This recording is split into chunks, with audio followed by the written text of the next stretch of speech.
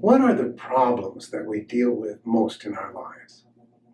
If you're like me, and most of the people I work with, and I know, it's stress. And sometimes the solutions, things like exercise and spiritual practices and diets, they are helpful, but they also add more stress. Most of us are out of time. Our lives are pretty jam-packed from the beginning to the end. A lot of people wake up after a full night's sleep and they are exhausted still. It doesn't matter how much sleep they get. Hi, my name is David Wright, and I have a business in Washington, D.C. called Life Force Practices. And I am delighted to bring this program to you. I call it the secret tricks of spiritual energy. Now, I have to be honest with you, they're not really tricks. They are just things that oftentimes go overlooked, or maybe they're unknown by an awful lot of people. Go to a good magic show, and it's only magic when you don't understand how they're doing it. Once you understand how they're doing it, it's a good trick, and it's fun, but it's not magic. And if you're like me, I want happiness in my life. I want things that work, and I want things that work fast. I'm not really that impatient. I just have grown to understand that true spiritual principles are simple, and solutions are simple, and they need to be easy. And if they're hard, it's like that old trick, you're not doing it right. That's my belief. A lot of people have come to me and they ask me a simple question, and they say, how do you stay so happy? And my answer is, I don't. But I know how to get back on the beam really fast. I use tricks. I use simple, reliable techniques that work. That's how I do it. I get tipped over just like everybody else. But I don't stay there very long because I like the feeling of being centered. I like the feeling of being empowered. I like feeling happy. So, this is about teaching you some simple tricks. Now, I've been in practice almost 25 years. It'll be 25 years in March. And one of the things that I have grown to understand is that if it's a spiritual principle in a spiritual practice, it has to be simple. We make things very complicated. We've made great stories out of all these practices, and I don't find that to be a problem. I just don't find it to be necessary. So this program and the other ones that will follow this are about these spiritual tricks. And like I said, they're only tricks if you don't know how to do them. The first one I want to show you is called circular breathing. Circular breathing is a technique that moves the prana, which is the life force within the system, in a balanced way. As energy comes down into our bodies, it splits basically into two polarities. The energy that we are, life force, is not polarized. But as it comes into this dimension, it must become polarized to be able to be used here. We call that mental and emotional energy, masculine, feminine, positive, negative. The entire universe is bipolar, by the way. So if someone has diagnosed you as bipolar, welcome to the club. All that really means is that you are dedicated to one polar position more than the other. And that makes a sense of unbalanced experience. And being unbalanced, you're going to be unhappy and unable to use all of the great tools, all of the great gifts, and most importantly, to be happy here. So here's the practice.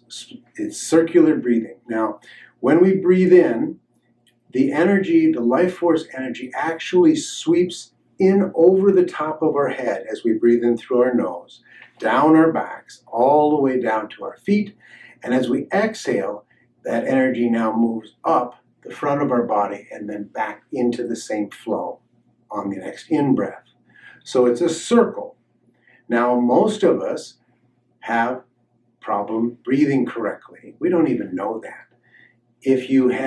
Most of us either have a tendency to breathe in and hold our breath, or to breathe in very quickly and sigh at a very long rate.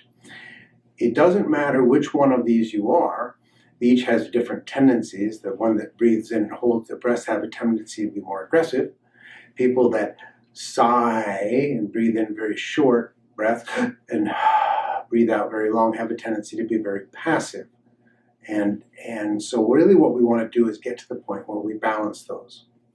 So there are two rules in circular breathing. One, you're breathing in at the same length of time as you're breathing out. And the second rule is that at the top and the bottom of the breath, at the end of the inhale and the beginning of the exhale, you do not hold your breath. So it's kind of circular. So you breathe in, out, in, out. Now, I did that much faster than I'm going to do this in the exercise. The best example, or the best way to do this, is to breathe into a 5 or a 6 count mentally. And to, like I said, when you finish breathing in, exhale immediately to the same count, 5 or a 6 count. It really doesn't matter. Just make sure that those times are the same. And don't hold your breath at the top or the bottom of the breath. And I'll give you a couple of examples of what this actually looks like. So you breathe in.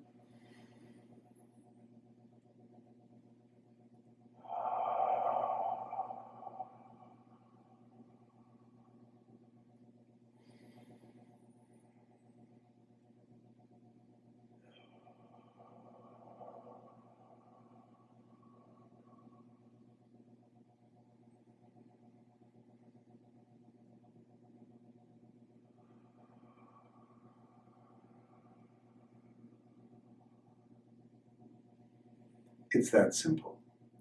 But by doing this, you're actually balancing the energy within your entire system, within the chakras, within the meridian system, within the electromagnetic system, within the electrical system of your body, within the cellular system.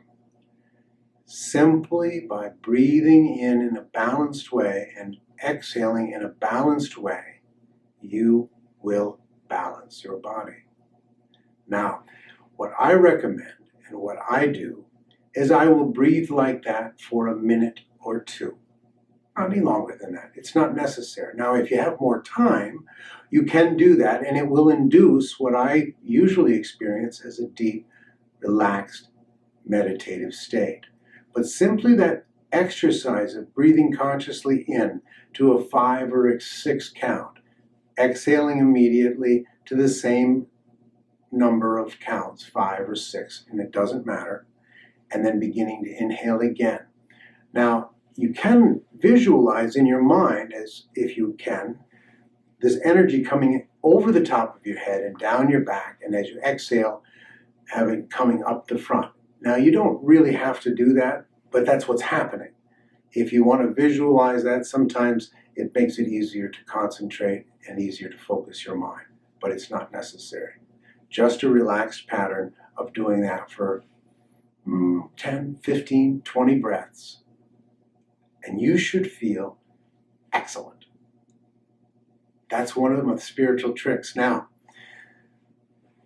one of the biggest problems that we have is, how do you fit all of this in? Well, if the practices are effective, and one of the things I will tell you, I've had the opportunity to work with thousands of people over the last 24 plus years.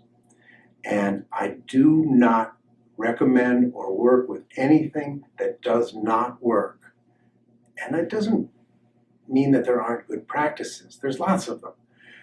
But I need to have short ones that work well. I have a busy life. I have things to do. And I want to make sure that I show up in the best form, with the most energy, with the best attitude, and the most resourceful I can. Next time, we'll learn a new trick. Below here, you'll see a place for some comments. We're bringing out a program in the near future.